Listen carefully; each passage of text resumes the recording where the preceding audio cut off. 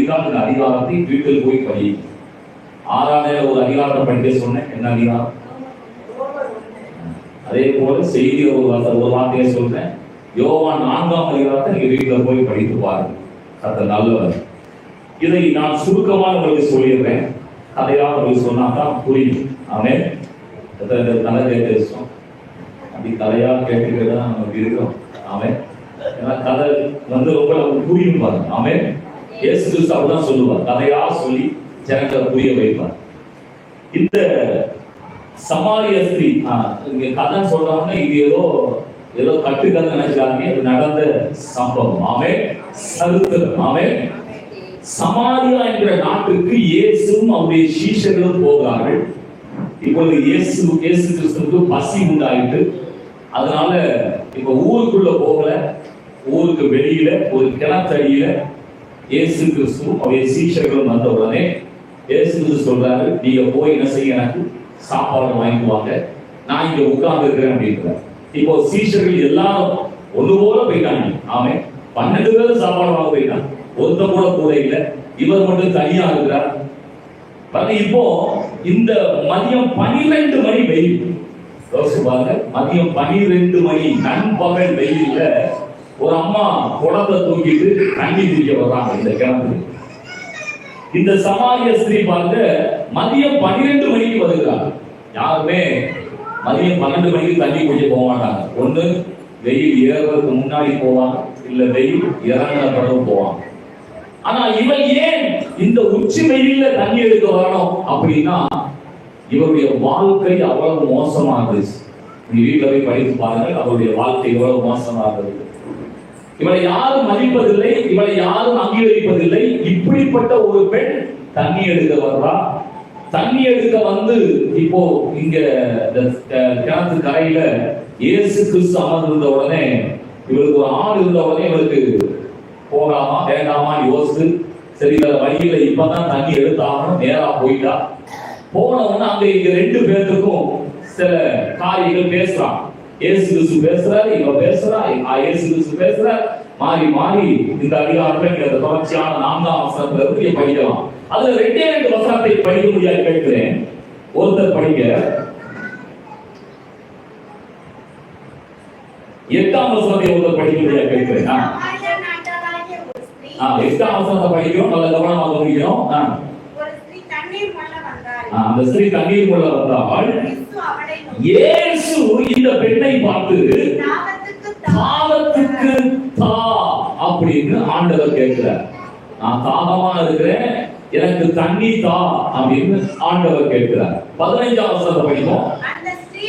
இப்போ அந்த பெண் இயேசு கிறிஸ்துவை நோக்கி, ஆண்டவரே எனக்கு தாகம் உண்டாகாமலும் நான் இங்கே மொண்டு கொள்ள வராமல் இருக்கும்படிக்கு அந்த தண்ணீரை எனக்கு தர வேண்டும் என்றார். அவன் இப்போ இந்த உரையாடலை வச்சு பார்த்தா, 2 பேரும் பேசுறத வச்சு பார்த்தா 2 பேருக்குமே தாகம். இவனும் ஆண்டவர்கிட்ட கேட்கிறா, எனக்கு என்ன வேணும், தண்ணீரை தர வேண்டும் என்றா. இயேசு கிறிஸ்துவும் இந்த பெண்ணை பார்த்து சொல்றாரு, எனக்கு தண்ணீரை தர வேண்டும், தாகத்துக்கு சார்ந்து கேட்கிறார். இப்போ இந்த 2 வசனத்தை வைத்து பார்த்தா 2 பேருக்கும் தாகம். அவன் சொல்லுவோம், நான் இப்படி சொல்றேன், மனுஷனுக்கும் தாகம், கடவுளுக்கும் தாகம். அவன் தாகம் வந்துட்டா என்ன செய்வோம்? கொஞ்சம் வெளியில போறீங்க, பயங்கரமா பேருக்கு தாகமா இருக்குது, நேரா வீட்டுக்கு வர்றீங்க, ஒண்ணு நீங்களே தண்ணி எடுத்து குடிப்பீங்க, இல்ல கேட்டு வாங்கி குடிப்பீங்க. வீட்டுல தண்ணி இல்ல, தண்ணி தரலன்னா என்ன செய்வீங்க? நேரா கடையில போய் காசு கொடுத்தாலும் தண்ணியை வாங்கி என்ன செய்வீங்க உடனே? ஏன்னா தாகம் தீர்க்கப்படணும். தாகம் அடங்குற வரைக்கும் என்ன செய்ய முடியாது, தண்ணீர் குடிக்காம இருக்க முடியாது. பாருங்க, காட்டிலே மான்கள் என்ன செய்யுமா, அந்த வெயில் காலத்துல தண்ணிக்காக பார்க்கும், எல்லா ஏரி குளம் குட்டையெல்லாம் வற்றி போயிருக்கும்.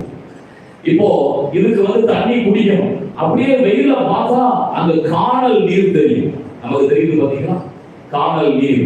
வெளியில போக வேண்டாம், இன்னைக்கு உள்ள இருந்தாலே காணல் நீர் தெரிகிற அளவுக்கு என்ன செய்யும், வெயில் அடிக்கும். அப்ப இந்த காணல் நீரை பார்த்த உடனே மானுக்கு ஒரு நம்பிக்கை வந்துடும், தண்ணி அங்க இருக்குது அப்படின்ட்டு வேகமா ஓடும். ஆனா அந்த காணல் நீர் என்ன ஆகிட்டே இருக்கும், அப்படியே போய்கொண்டே இருக்கும். பாருங்க, இந்த மான் ஓடி ஓடி ஓடி காணல் நீரை பார்த்து ஓடி ஓடி தாகத்துக்கு தண்ணீரை வேண்டுமே அப்படின்னு சொல்லி பாருங்க, ஓடி ஒன்று ஏதாவது ஒரு நீர்நிலையை குட்டையை கண்டுபிடித்து நீரை குடித்து அது உயிர் தப்பிக்கும். இல்லைன்னா ஓடி ஓடி அந்த மான் செத்தே போகும். ஏனென்றால் தாகம் தீர்க்கப்படும். ஆமே சொல்லுங்க. பக்கத்துல கை கூட்டி சொல்றீங்களா? நீ தாகம் தீர்க்கப்படணும். உங்களுக்கு தீர்க்கப்படலாம் மாட்டோமா?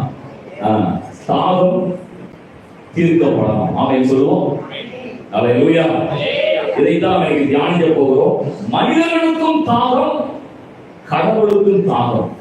எந்த தாகமோ, கடவுளுக்கு தாகமானாலும் சரி, மனிதனுக்கு தாகமானாலும் சரி, தாகம் தீர்க்கப்படணும். ஆமே சொல்லுவோம்.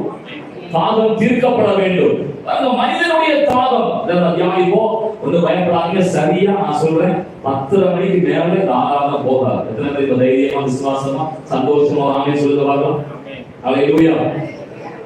பாருங்க, வாரத்துல ஒரு நாள் பாருங்க, எவ்வளவோ இடங்களுக்கு போறோம், வேலைக்கு போறோம், ஸ்கூலுக்கு போகிறோம், மற்ற காரியங்களை பார்க்கிறோம், ஹாஸ்பிட்டல்ல போனா 4-5 மணி நேரம் காத்திருக்கிறோம். ஆனால் தேவனுடைய சமூகத்துல சரியா 8:30 மணில இருந்து 10:30 மணி கரெக்ட் தான் நான் சொல்றது. 8:30 மணிக்கு தான் ஆராதனை, 8:30 முதல் ஆராதனை, 9 மணிக்கு 2வது ஆராதனை இருக்கா? அப்படி சொல்ல 8:30 மணிக்கு முதல் ஆராதனை, 9 மணிக்கு 2வது ஆராதனை.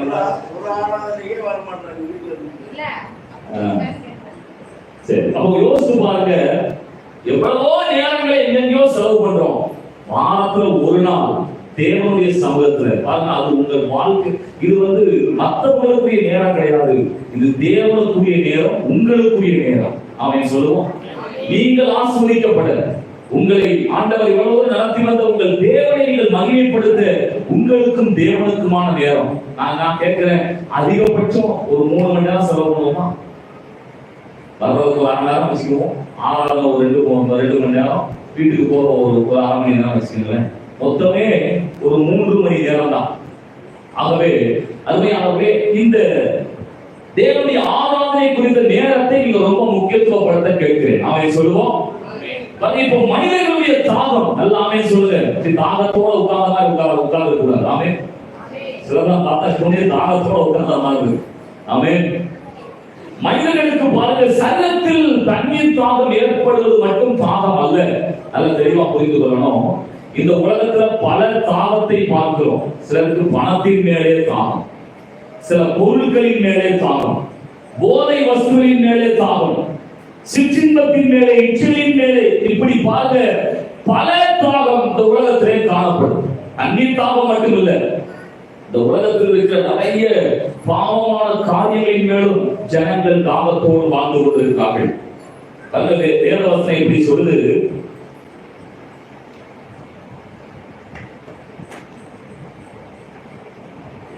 யோபுவின் புத்தகத்தை படிக்கும் போது அங்கே சொல்லப்படுகிறது, மனிதர்கள் அக்கிரமத்தை, பாவத்தை தண்ணீரை போல பருகுகிறார்கள். ஆமென். எப்படி தண்ணீரை குடிக்கிற மாதிரி இந்த உலகத்துல பாவத்தை ஈஸியா தண்ணீரை குடிப்பது போல குடிக்கிறார்கள் என்று வேதம் சொல்கிறது. அப்படியானால் இந்த உலகத்தை, அப்படிப்பட்ட உலகத்தில் இருக்கிற அநியாயங்கள், அக்கிரமங்கள், உலகத்தின் ஆசாபாசங்கள், இச்சைகள், பணங்கள், பொருட்கள், இதன் மேலேயே மனிதர்கள் தாகம் கொண்டு வாழ்ந்து கொண்டிருக்கிறார்கள். இந்த தாகத்திலே அநேகர் தங்கள் வாழ்க்கை இழந்து போகிறார்கள். அவன் சொல்லுவோம், பைபிள் நமக்கு தெரியும், ஏசாங்கிற ஒரு மனுஷன் இருந்தான். யாக்கோபு அவன் தம்பி கூழ் காய்த்து கொண்டிருந்தான். இப்பொழுது ஏசாக்கு என்ன தாகம்னா கூலின் மேலே தாகம். அப்ப தம்பி கரெக்டா அவனை ஏமாத்துறான். நீ சேஷ்ட புத்திர பாகத்தை கொடுத்தா உன்னை கூழ கொடுத்துறேன். பாருங்க, இவன் அந்த தேவ காரியத்தின் மேலே, தேவ ஆசீர்வாதத்தின் மேலே தாகத்தை கொள்ளாதபடிக்கு கூலின் மேலே தாகம் கொண்டு நேரான ஆசீர்வாதத்தை இழந்து போனான் என்று பார்க்கிறோம். ஆமென். கேயாஸ் என்ற ஒரு எலியாவுடைய சீடன், பாருங்க, இவன் தான் அடுத்த தீர்க்கதரிசியா வரணும். பாருங்க, இந்த கேயாஸ் என்பவன் நாகமானுடைய பணத்தின் மேலே தாகம் கொண்டான். அந்த பணத்தை நேரா தேடி ஓடுனா பாருங்க, அந்த நாகமானுடைய துஷ்டரோகம் இவனுக்கு வந்தது. வாழ்க்கையை அழித்துக் கொண்டான். இப்படிதான் பாருங்க, இந்த உலகத்தில் ஜனங்கள் யோபு 15:16 சொல்லப்பட்டிருக்கிற பிரகாரமாய் அநியாயத்தை, அக்கிரமத்தை, பாவத்தை, இந்த உலகத்தின் காரியத்தை தண்ணீரை போல குடிக்கிறதுனாலே அவர்கள் கொண்டிருக்கிறார்கள். இதை குடிப்பதனாலே தாகம் அடங்குவதா என்று பார்த்தால் தாகம் அடங்கல, திருப்பி திருப்பி தாகம் உண்டாகி கொண்டே இருக்கிறது. பாருங்க, டாஸ்மாக் போறேன், குடிக்கும் போது நிரம்ப குடிச்சிட்டு அவன் யோசிப்பான், நிரம்ப குடிச்சிட்டோம் போதும் நினைப்பான். ஆனா திருப்பி போதை தெளிஞ்சவன திருப்பி நேரம் அங்கே தான் போறான். அவனை இதைத்தான் இயேசு கிறிஸ்து சொல்றாரு. அந்த யோவான் எழுதின சுவிசேஷம் 4ஆம் அதிகாரம் 13ஆம் வசனத்தில் படிக்கும் பொழுது, இந்த தண்ணீரை குடிக்கிறவனுக்கு வைப்போம் வார்த்தையை இயேசு அவனுக்கு பிரதியுத்தரமாக, இந்த தண்ணீரை, இந்த அக்கிரமத்தை, இந்த பாவத்தை, இந்த உலகத்தின் காரியத்தை குடிக்கிறவனுக்கு மறுபடி மறுபடி மறுபடி மறுபடி தாகம் உண்டாகும். ஆமென். பாவத்தில் ஒரு நாளும் திருப்தி வரவே வராது. ஆமென். பாவத்தின் கிரியைகள் நம்மை மீண்டும் மீண்டும் பாவம் செய்ய தூண்டுமே தவிர அதனுடைய தாகத்தை அடக்குவதில்லை என்று நாமே சொல்றீங்க. அல்லேலூயா. அன்னைக்கு ஒரு டிவியில ஒரு நியூஸ் கேட்டேன். ரம்மிங்கிற ஒரு விளையாட்டு இருக்கும் பாத்தீங்களா? அப்போ ஒருத்தர் என்ன பண்ணாரு, நைட்ல ரம்மி விளையாட ஆரம்பிச்சாங்க. அருமையா அவருடைய குழந்தை, 2 குழந்தைகள் இருக்கு. ஒரே நாள் நைட்ல அந்த ஆன்லைன்ல விளையாடுறாரு. விளையாண்டு விடிய காலமா பார்த்தா 15 லட்சம் ரூபாய் விளையாட்டுல போயிடுச்சு, கடன் ஆயிடுச்சு. இப்ப என்ன செய்ய தெரியல. விடிய காலையில் என்ன பண்றாரு, பிள்ளைகளை எல்லாம் கொலை செய்து, மனைவி எல்லாத்தையும் கொலை செய்து தானும் தூக்கு போட்டு செலுத்திக் கொள்கிறார். அந்த பாவம் எல்லாவற்றையும் அழித்து விடுகிறது. அப்போ இந்த தண்ணீரை குடிக்கிறவனுக்கு தாகம் தீர்வதில்லை என்று நாமே சொல்றீங்க. ஆகவே இந்த உலகத்திலே நாம் இந்த உலகத்துடைய எந்த காரியத்தை நாம் அனுபவிக்க நினைத்தாலும், அதை நாம் எடுத்துக்கொண்டாலும் அது நம்முடைய தாகத்தை தீர்ப்பதில்லை. எல்லாமே சொல்லுவோம். அப்ப யார் தாகத்தை தீர்ப்பார், எது தாகத்தை தீர்க்கும்? பாருங்க, ஆண்டுடைய வார்த்தை சொல்லுது. வெளிப்படுத்தல் 22ஆம் அதிகாரம் 17ஆம் வசனத்துல ஆண்டவர் சொல்றாரு, ஒருவன் தாகமாய் இருந்தால், இப்படி தாகத்தோட வாழ்ந்து கொண்டிருக்கிறியே, வாழ்க்கையில தாகம் அடங்காமல் வாழ்ந்து கொண்டிருக்கிறியே, தாகமாய் இருக்கிறவன் வரக்கடவன், விருப்பம் உள்ளவன் ஜீவ தண்ணீரை இலவசமாய் வாங்கிக் கொள்ளவன். நல்ல கரத்தட்டி கர்த்தருக்கு மகிமை செலுத்துவோம். உங்க வாழ்க்கையில தாகம் தீர்வதற்கு ஒரே இடம் இயேசு கிறிஸ்து மட்டுமே. எல்லாமே சொல்லுங்க. அல்லேலூயா. அப்படிதான் இந்த சமாரிய ஸ்திரீ பார்த்து இவள் என்ன செஞ்சா, தாகத்தோட தான் இருந்தா. இயேசுட்ட கேட்டா, எனக்கு தாகமே உண்டாகாம இருக்கிறதுக்கு என்ன செய்யக்கூடாது, இந்த தண்ணீர் இருக்கிறதுக்கு வரக்கூடாதுன்னு சொல்லி அவ ஒரு சகல தாகத்தை அவள் பத்தி பேசிக் கொண்டிருக்கிறார். ஆனால் ஆண்டவருடைய வாழ்க்கையை குறித்து பேசுகிறார். பாருங்க, 14ஆம் வசனத்திலிருந்து 18 வரைக்கும் படித்து பார்த்தால் இயேசு அவளோடு பேசுகிற வார்த்தையை கவனிப்போம். இயேசு அந்த பெண்ணை பார்த்து சொல்றாரு, நீ போய் உன் புருஷனை இங்கே அழைத்து கொண்டு வா என்றார். அதற்கு அந்த பெண் என்ன சொல்றா, எனக்கு புருஷன் இல்லை என்றால் இயேசு அவனை நோக்கி, எனக்கு புருஷன் என்று சொல்வது சரிதான், எப்படி எனில் 5 புருஷன் உனக்கு இருந்தார்கள், இப்பொழுது உனக்கு இருக்கிற உனக்கு புருஷன் அல்ல என்று உள்ளபடி சொன்னாய். போதும். இப்ப பாருங்க, இயேசு கிறிஸ்து கரெக்டா தாகத்தின் பாயிண்ட்ல கைய வைக்கிறார். ஓ தாகம் என்ன தெரியுமா, இந்த சரீர பிரகாரமாக தண்ணி குடிக்கிற தாகம் அல்ல. இதுவரைக்கும் 5 கல்யாணம் மனிதர், 5 கல்யாணம் பண்ணி 5 கல்யாணத்திலையும் உங்களுடைய வாழ்க்கை திருப்தி அடையல, இன்னும் வாழ்க்கையில தாகமா இருக்கிறியே, இந்த தாகம் தீர்க்கப்பட வேண்டும் என்று சரியாக ஆண்டவர் தாகத்தை சரியாக சுட்டி காட்டுகிறவராக இருக்கிறார். இந்த நாளிலும் கூட நம்ம புரிந்து கொள்ளணும், நம்முடைய வாழ்க்கையில எந்தெந்த தாகம் இருக்கிறதோ அந்த தாகத்தை இயேசு சரியாக சுட்டி காட்டுவார். ஆமென். அந்த தாகம் தீர்க்கப்பட வேண்டும். இவனுடைய வாழ்க்கை அப்படிதான் இருந்துச்சு. 5 கல்யாணம் பண்ணி பார்த்தான், இப்பவும் ஒரு கல்யாணம் பண்ணி இருக்கான், 6வது அவனும் புருஷன் அல்ல. வாழ்க்கையில திருப்தியற்ற தாகமுள்ள வாழ்க்கையில வாழ்கிறதான இந்த சமாரிய ஸ்திரீக்கு ஆண்டவர் இன்றைக்கு தாகத்தை தீர்த்த ஒரு வாழ்க்கையை மாற்றினார். இந்த காலை நேரத்திலும் தாகத்தோடு உலகத்தினுடைய சகல காரியத்தையும், பாவங்களையும், இச்சைகளையும், உலகத்தின் காரியங்களை அனுபவித்து பார்த்து தாகத்தோடு வந்திருக்கிறானால் உங்களுக்கு ஒரு நல்ல செய்தி சொல்லுகிறோம், உங்கள் தாகம் தீர்க்கப்படும். எல்லாமே சொல்லுவாங்க. அந்த தாகம் என்ன, புரிந்து கொண்டோம். இந்த உலகத்தின் காரியம் எல்லாம் பார்க்க அது தாகத்தை தீர்க்க முடியாம தண்ணீரை போல காணல் நீரை போல இருக்குது. அது தாகம் தீர்க்கப்படல. அப்படியான தாகம் எப்படி தீர்க்கப்பட முடியும்? ஆண்டவர் சொல்றாரு யோவான் 7ஆம் அதிகாரம் 37ஆம் வசனத்தில் சொல்லுகிற வார்த்தையை கவனிப்போம். பண்டிகையின் கடைசி நாளாகிய பிரதான நாளிலே இயேசு நின்று சத்தமிட்டு, ஒருவன் தாகமாய் இருந்தால் இயேசுவாகிய என்னிடத்திலே வர கடவன் வந்து பானம் பண்ண கடவன். ஆமென். இப்படி தாகத்தோடு வாழ்ந்து கொண்டிருக்கிற மனிதர்களே, நீங்க ஏன்ட்ட வாங்க, நான் உங்க தாகத்தை தீர்ப்பேன் ஆண்டவர் சொல்றார். ஆமென். இந்த உலகத்திலே தாகத்தை தீர்க்கிற ஒரே நபர், ஒரே இடம் இயேசுவின் சமூகம் மட்டுமே, இயேசு மட்டுமே. எல்லாமே சொல்லுங்க. ஏன்னா இயேசு சொல்றாரு பாருங்க, அதே 4ஆம் அதிகாரம் 14ஆம் வசனத்தில் சொல்லப்படுது, நான் கொடுக்கும் தண்ணீரை குடிக்கிறவனுக்கோ, படிப்போம் யோவான் 4:14, நான் கொடுக்கும் தண்ணீரை குடிக்கிறவனுக்கோ ஒரு காலம் தாகம் உண்டாகாது, நான் அவனுக்கு கொடுக்கும் தண்ணீர் அவனுக்குள்ளே நித்திய ஜீவ காலமாய் ஓடுகிற நீரூற்றை போல இருக்கிறது இயேசு சொல்றார். ஆமென். இயேசு தாகத்தை தீர்க்கிறது மட்டுமல்ல, நமக்குள்ளேயே ஒரு நீர் ஊற்றையே உண்டாக்கிடுவார். ஆமென். அதான் இயேசு சொன்னார் பாருங்க, ஏன்ட்ட வர்றவனுக்கு ஒரு காலம் தாகம் உண்டாகாது. நல்லாமே சொல்லுவோம். இந்த காலை நேரத்துல கூட இதை கேட்கிற அருமையான சகோதர சகோதரிகளே, இந்த ஆண்டவரிடத்திலே வந்தால் உங்கள் தாகம் தீர்க்கப்படும் என்ற நல்ல செய்தியை கேட்டுக் கொண்டிருக்கிறீர்கள். அந்த தாகம் தீர்க்கப்படக்கூடிய காரியம், அந்த ஜீவ தண்ணீர் என்ன? பாருங்க, எரேமியா எழுதினதான அந்த தீர்க்க புத்தகத்திலே 2ஆம் அதிகாரம் 13ஆம் வசனம் சொல்லுது, எது ஜீவ தண்ணீர்? யார் ஜீவ தண்ணீர்? படிப்போம். எரேமியா 2ஆம் அதிகாரம் 13ஆம் வசனம். என் ஜனங்கள் 2 தீமைகளை செய்தார்கள். ஒன்று, ஜீவ தண்ணீர் ஊற்றாகிய என்னை விட்டு விட்டார்கள். போது நினைக்கிறேன். ஜீவ தண்ணீர் யார்? நாம் ஆராதிக்கிற தேவன். ஆமென். அவரை விட்டு விட்டோம் ஆனால் நம்முடைய வாழ்க்கையில தாகம் உண்டாகிறோம், நம்ம வாழ்க்கையில வறட்சி உண்டாகிறோம். ஏன்னா அவர் சொல்றாரு, நான் எப்படி இருக்கிறேன்? ஜீவ தண்ணீர் ஊற்றை போல இருக்கிறேன். அந்த தண்ணீர் நம்ம ஊற்றினால் அந்த இடம் கொஞ்சம் செழிப்பா இருக்கும். ஆனா தண்ணீர் ஊற்றாமல் விட்டு விட்டா அந்த இடம் வறட்சியாகி மாறிவிடும். ஆனால் பாருங்க, ஆறுகள் ஓடும் இடம், நதிகள் ஓடும் இடம், ஊற்றுகள் இருக்கும் இடத்திலே ஒருபோதும் பார்க்க செழிப்புக்கு பஞ்சமே இருக்காது. நல்லாமே சொல்லுங்க.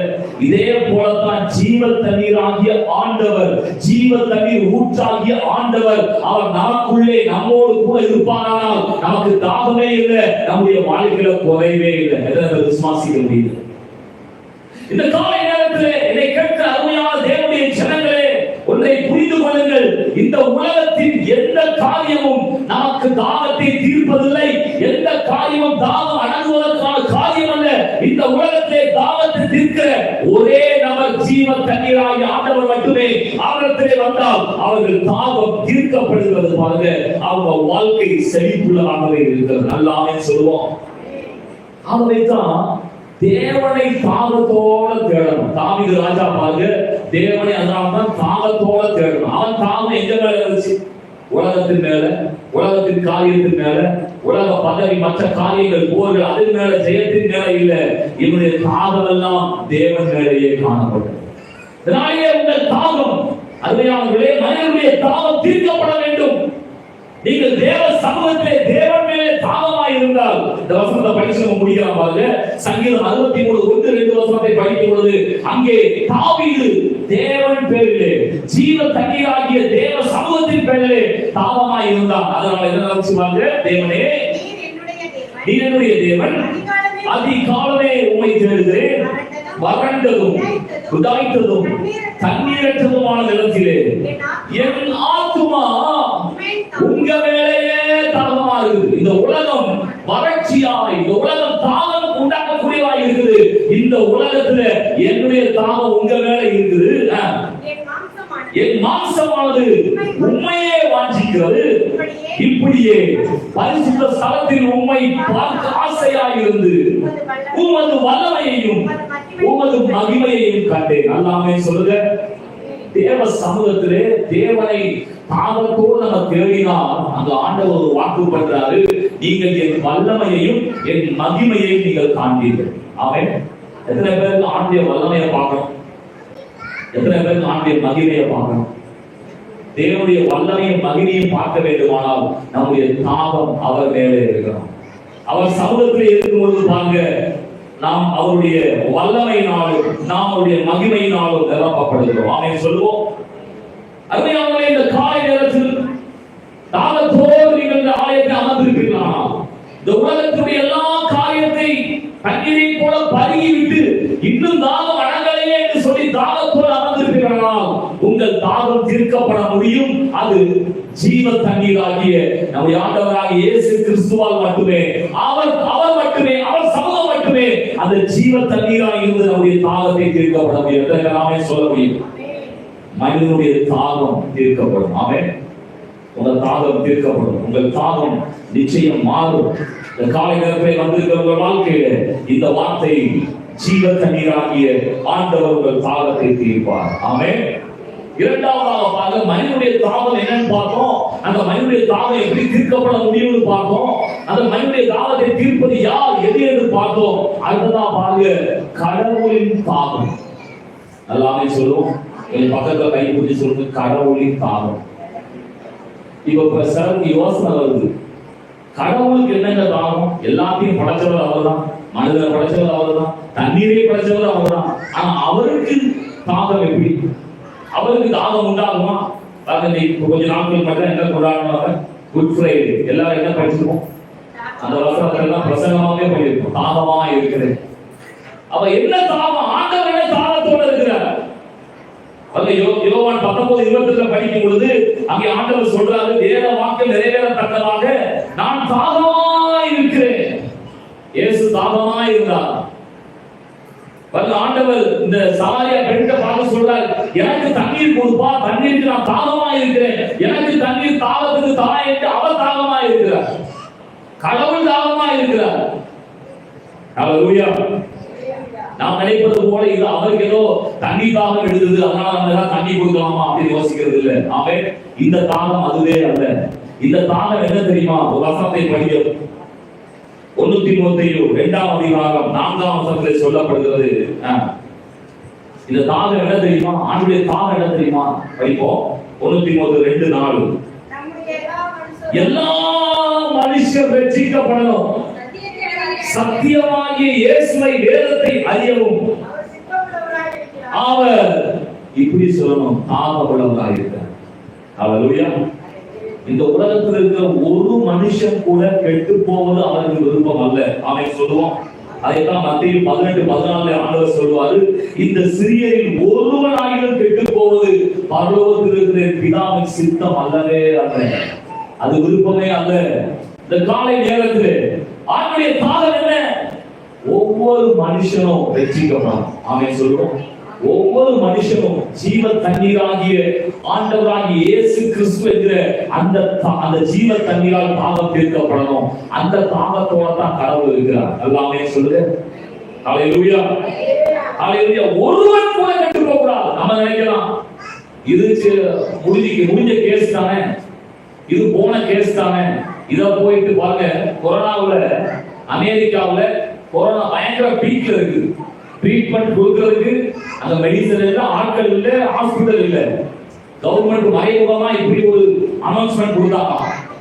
அப்படி அங்க இருந்த ஒருத்தர் சொல்றாங்க, என்ன சொல்றாங்க தெரியுமா? 60 வயசுக்கு மேல உள்ள ஆட்களெல்லாம் விட்டுரு அப்படின்னா, ரொம்ப 60 வயசுக்கு மேல உள்ள ஆட்களுக்கெல்லாம் போட்டு ட்ரீட்மெண்ட் கொடுத்தது செய்யாத, டைமை வேஸ்ட் பண்ணாத, மெடிசனை வேஸ்ட் பண்ணாத, அதுக்கு கீழே உள்ளவங்களுக்கு ட்ரீட்மெண்ட் கொடு. 60 வயசுலாம் போய் சேரணும். ஆமென். ஏன்னா அமெரிக்காவில் 60 வயசுக்கு மேல கவர்மெண்ட் தான் எல்லாமே அவங்க பார்க்கணும். அவங்களுக்கு பென்ஷன் கொடுக்கணும், அவங்களுக்கு மெடிசன் கொடுக்கணும், எல்லாமே கவர்மெண்ட் தான் பார்க்கணும். அதனால கவர்மெண்டால முடியல. என்ன சொல்லி கவர்மெண்ட் 60 வயசுக்கு மேலாம் விட்டுடு, படைக்கிறவன் படைக்கட்டும், போராட்டம் போட்டு பாருங்க. எவ்வளவு ஒரு சாதாரணமாக ஒரு மனிதனுடைய விலையை, ஒரு ஆத்மாவை இணைக்கிறதான காரியம். வட இந்தியாவில் இப்ப கடைசி கொஞ்ச நாள் முன்னாடி கும்பமேளா ஒன்று வந்துச்சு. நிறைய விஷயம் நமக்கு வெளியே தெரியல. அப்போ நூற்றுக்கணக்கான மக்கள் அந்த மிதித்து நெருக்கத்துல இடிமாடுகளுக்குள்ள செத்து போறாங்க. நூற்றுக்கணக்கான மக்கள். ஆனா சொல்லப்பட்டதெல்லாம் 10, 20, 30 அப்படிதான் சொன்னாங்க. அப்போ ஒரு அமைச்சர் வந்து அந்த செய்தி சேனலுக்கு அவருக்கு கொடுக்கிறார், பிரஸ் மீட் கொடுக்கிறார். என்னங்க இத்தனை நூற்றுக்கணக்கான மக்கள் செத்து போயிருக்காங்களே, நீங்க வந்து அதுக்கு நீங்க நல்ல ஒரு ப்ரொடெக்ஷன் கொடுக்கறது இல்லையா, பாதுகாப்பு கொடுக்கறது இல்லையா அப்படின்னு சொன்னவன அவர் ஒரு வார்த்தை சொன்னாரு பாருங்க, யானை நடக்கும் போது சில எறும்புகள் செத்துதான் ஆகும். யோசித்து பாருங்க, மனிதனை வந்து எப்படி வேல்யூ பண்றாங்க. ஆனா ஆண்டவர் எப்படி வேல்யூ பண்றாரு பாருங்க, ஒரு ஆத்மா கெட்டு போவது எனக்கு சித்தம் அல்ல. ஆமென். நாம் ஆராதிக்கிற ஆண்டவர் அவ்வளவு அன்பு மிகுந்தவராய் இருக்கிறார், அவ்வளவு தாகம் உடையவராய் காணப்படுகிறார். நல்ல ஆமென் சொல்லுவோம். ஆகவே தான் நம்ம அருமையா நம்ம சுவிசேஷ பாடல வாசிக்க கேட்டோம். மத்திய 25ஆம் அதிகாரம் 35 லிருந்து 40 வரைக்கும் நம்ம படிச்சோம் பாருங்க. அங்கே சிலர் பசி உள்ளவர்களாக இருக்கிறார்கள், சிலர் தாகம் உள்ளவர்களாக இருக்கிறார்கள், சிலர் சிறையிலே இருக்கிறார்கள், சிலர் வியாதிப்பட்டிருக்கிறார்கள். இப்படிப்பட்டவர்கள் பாருங்க, அந்த வசனத்தை உதய வசனத்தை படிங்க. 35ஆம் வசனத்தை படிப்போம். பசியா இருந்து 35 எனக்கு போஜனம் கொடுத்தீர்கள், தாகமாய் இருந்து என் தாகத்தை தீர்த்தீர்கள். கடவுளாகிய நான் தாகத்தோட இருந்தேன், என் தாகத்தை நீங்க தீர்த்தீங்கன்னு சொல்றாரு. எப்படி? என்னை சேர்த்துக் கொண்டீர்கள்,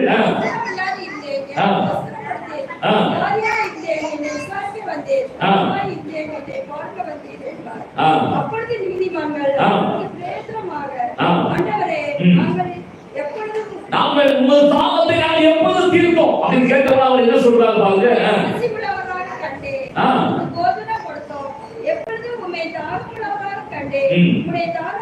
கீழே ஒரு வார்த்தை சொல்லப்பட்டிருக்கிறோம், இந்த சிறியர்களில் ஒருவரில் அதற்கு ராஜா பிரதியுத்தரமாக மிகவும் சிறியவர்களாகிய இவர்களுக்கு எதை செய்தீர்களோ அதை எனக்கே செய்தீர்கள். இந்த சிறியர்கள் அப்படின்னா அர்த்தம்னா நல்லா புரிஞ்சு கொடுங்க. இந்த உலகத்துல பணம் இருக்கிறவன், பதவி இருக்கிறவன், இந்த உலகத்துல பெரிய பெரிய செல்வாக்கு இருக்கிறவன், இந்த பெரிய உலகத்துல இருக்கிற எல்லா விதமான படிப்பும் மேன்மைகள் சொல்லப்படுறவன் பெரியவன் இல்லவே இல்லை. நல்லாமே சொல்லுங்க. இயேசு ஒருவனுக்குள்ள இருந்தா அவன் தான் பெரியவன். அவன் மற்ற யாரா இருந்தாலும் அவர்கள் சிறியவர்கள் தான். அவன் அந்த சிறியவர்கள் அவங்க பசியா இருக்கிறாங்க. ஜனங்களுக்கு இயேசு இல்ல, ஜனங்களுக்கு தேவ வார்த்தை இல்ல, தாகமா இருக்கிறார்கள், காவலிலே கட்டப்பட்டிருக்கிறார்கள், வஸ்திரமில்லாத இருக்கிறார்கள், அந்நியராக இருக்கிறார்கள், சிறைப்பட்டிருக்கிறார்கள்.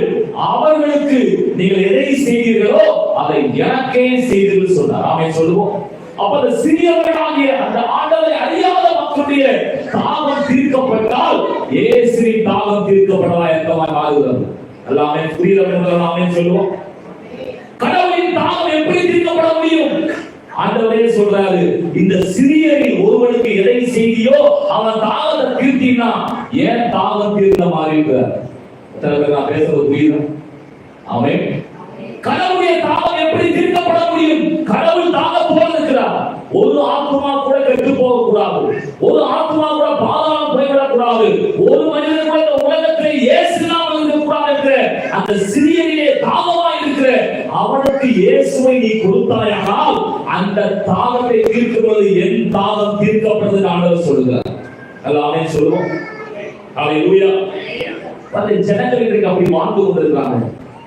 இயேசு இல்லாத வாழ்க்கை, அவங்களே பாவத்தை தண்ணீரை போல குடிக்கிற வாழ்க்கை.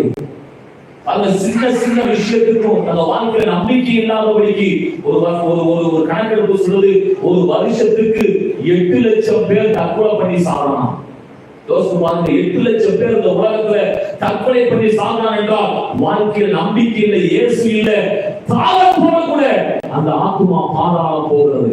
ஆனால் ஒரு ஆத்மா கூட கெட்டு போவது தேவனுடைய சித்தம் அல்ல என்று சொல்லி ஆண்டவர் தாகத்தோடு இருக்கிறார் பாருங்க.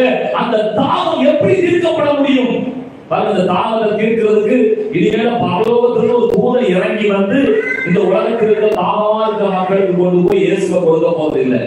பைபிள்ல படிக்கிற பசுத்தவான்கள், பைபிள்ல இருக்கிறதான நீதிமான்கள் உள்ள கேரக்டர் எல்லாம் இல்ல வானத்திலிருந்து ஏதோ ஒரு ஆள் வந்து இனிமேல நான் எப்படி சொல்றேன், இயேசு திரும்ப வந்து இவங்க தாகத்தை தீர்க்க போவதில்லை. இந்த தாகத்தை தீர்க்க போறது உங்களையும் என்னை நம்பித்தான் ஆண்டவர் இருக்கிறார்.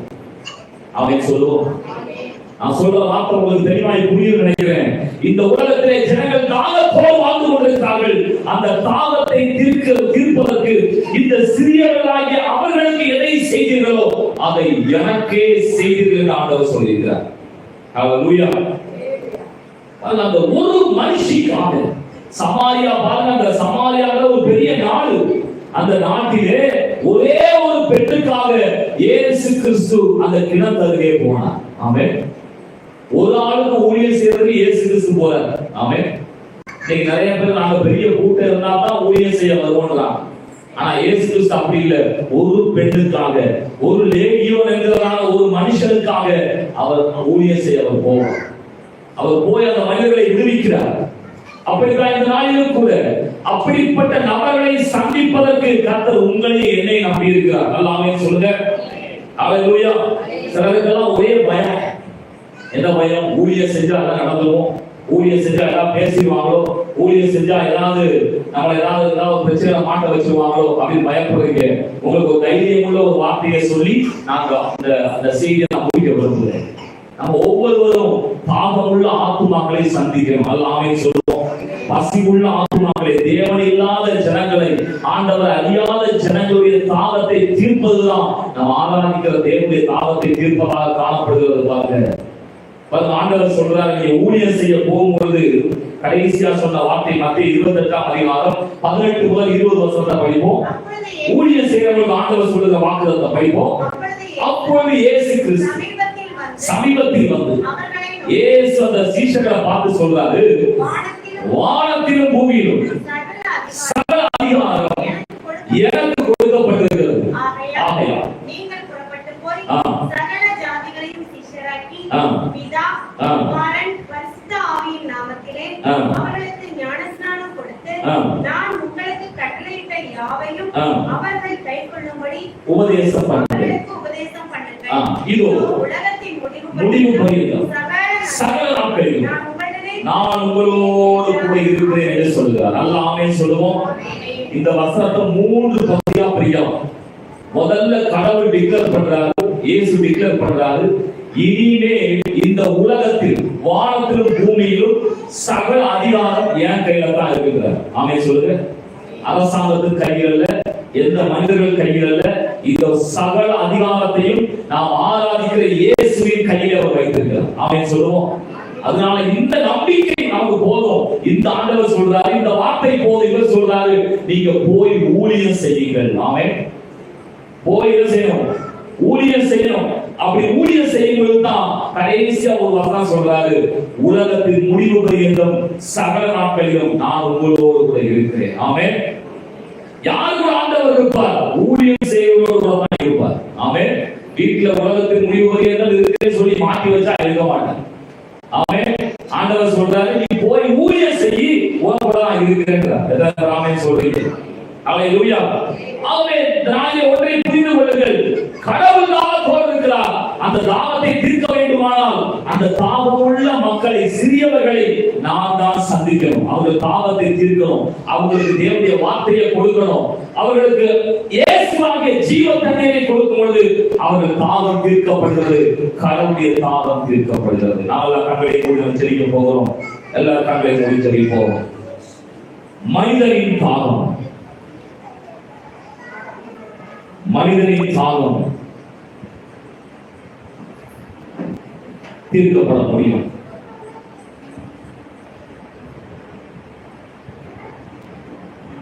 இன்றைக்கு கூட இப்படிப்பட்ட தாகத்தோடு நாம் வந்திருக்கிறோம்.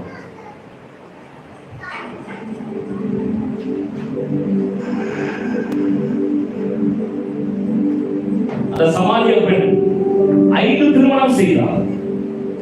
வாழ்க்கையில திருப்தி இல்லை. அவள் தாகத்தை தீர்ப்பதற்கு இயேசு போயிருக்கிறார்.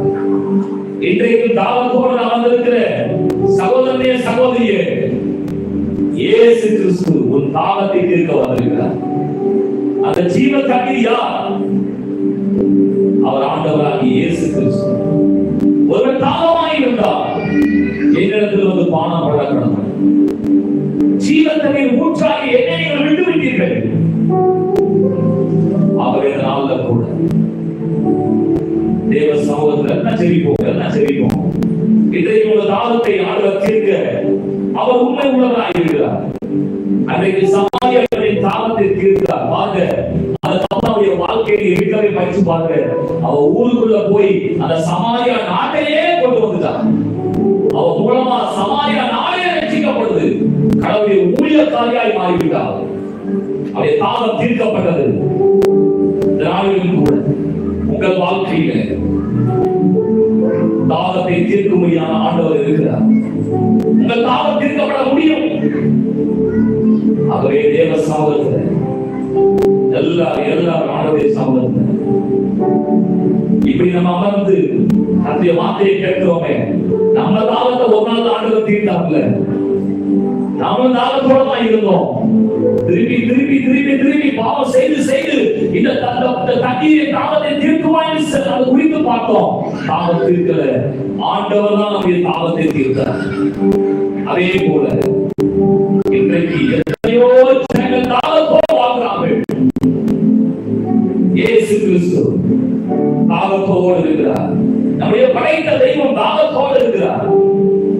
திராவிடம் கூட அவருடைய தாகத்தை தீர்ப்பார். தேவ சகோதரன் சொல்லுடைய சகோதரர்கள் ஆண்டவரே, நாங்களுடைய தாகத்தை தீர்ப்போம். ஆண்டவரே, எல்லாம் சொல்லுவானுடைய சகோதரர்கள் எங்கள் தாகத்தை தீர்த்தீரே. ஆண்டவரே, தாகத்தை தீர்த்த உங்க தாகத்தை நாங்கள் தீர்க்கிறோமே. இந்த சிறியரில் ஒருவனாகிய எதை செய்தீர்களோ எனக்கே செய்தீர்கள் சொன்னார். அதனால கூட தேவ சமூகத்தில் நல்லா நம்முடைய சமூகத்துல அவருடைய தாகத்தை தீர்ப்பதற்கு நல்லா அர்ப்பணித்து தேவனுடைய சமூகத்துல சொல்லுவோம். ஆண்டவரே, ஒரு ஆத்ம பாரத்தோடு கூட தாகமுள்ள ஜனங்களை நாங்கள் தேடி போறோம். எங்கள் சொந்தக்காரர்கள் அப்படி இருக்காங்க, தாகத்தோடு இருக்காங்க. எங்க நண்பர்கள் தாகத்தோடு இருக்காங்க. எங்களுக்கு அருமையான உற்சா உறவுகள் தாகத்தோடு இருக்காங்க. அவர்கள் தாகத்தை நாங்கள் தீர்ப்போம். அவருடைய சமூகத்தில் சொல்லுவோம். நாங்கள் வாழ்ந்தாலும் உம்மோடு தான், மதித்தாலும் உம்மோடு தான்.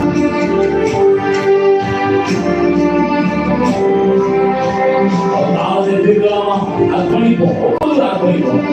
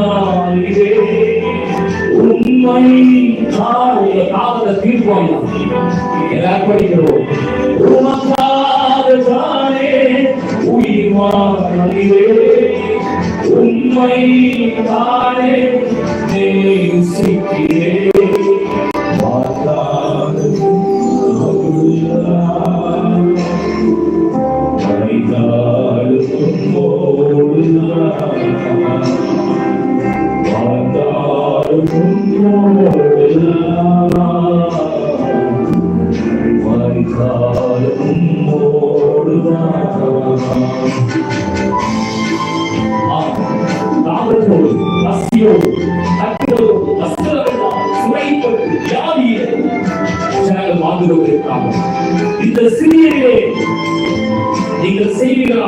அவர்களுக்கு செய்வதுதான் எனக்கு செய்வதுதான் அவர் சொன்னார். சொல்லி பாடும் ஆத்தும பாரத்தை காணும்.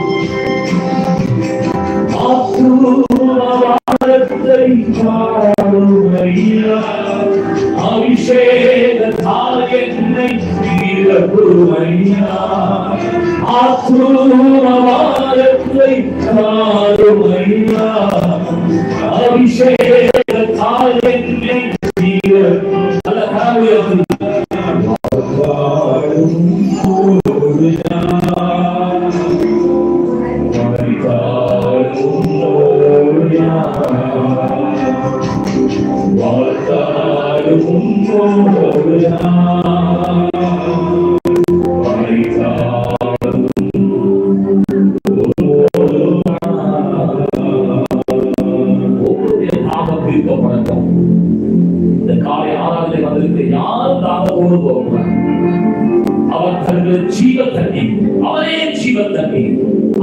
பெற்றுக் கொள்வார். அவர் இவர்களுக்குள்ளாய் இருந்து ஜீவத்தை ஊற்றாகி புறப்படுவார். இவர்கள் தாகத்தை தீர்ப்பது மட்டுமல்ல, இவர்கள் மூலமாய் அநேக தாகத்தை தீர்க்கிற நன்றி சொல்கிறேன். அதே போல உங்க தாகத்தை தீர்ப்பதற்கு நீங்க அர்ப்பணிக்கிறோம். உங்க தாகத்தை தீர்ப்பதற்கு அர்ப்பணிக்கிறோம். நீங்க சொல்றீங்க, நான் தாகமா இருக்கேன்னு சொல்றீங்க. உங்க தாகத்தை நாங்கள் தீர்க்க நீங்க ஒப்புக்கொள்கிறோம். நாளைக்கு வந்து அப்படி ஒவ்வொருவரையும் அப்படி மாற்றுவீராக, வழி நடத்துவீராக. இயேசு கிறிஸ்து நாமத்தில் ஜெபிக்கிறோம் நல்ல பிதாவே. ஆமென். நாம் கத்தற்கென்று கொடுத்த நேரம் கத்தற்கென்று நாம் கொடுப்போம்.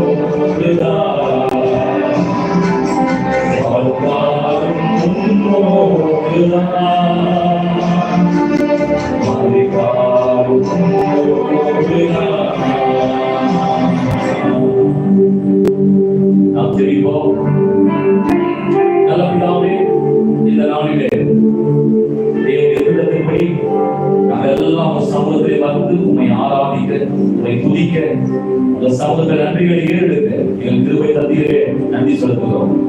எல்லாவற்றையும் மேலாக வார்த்தையை மூலமாக எங்கள் ஒவ்வொருவரையும் திருப்திப்படுத்துகிறேன். நன்றி செலுத்துகிறோம். இப்பொழுது மக்கள் நாங்கள் கொடுத்திருக்கிறோம். அந்த கொடுத்த ஒவ்வொரு காரங்களையும் தேவன் பல மடங்காக ஆஸ்வதிக்கிறோம்.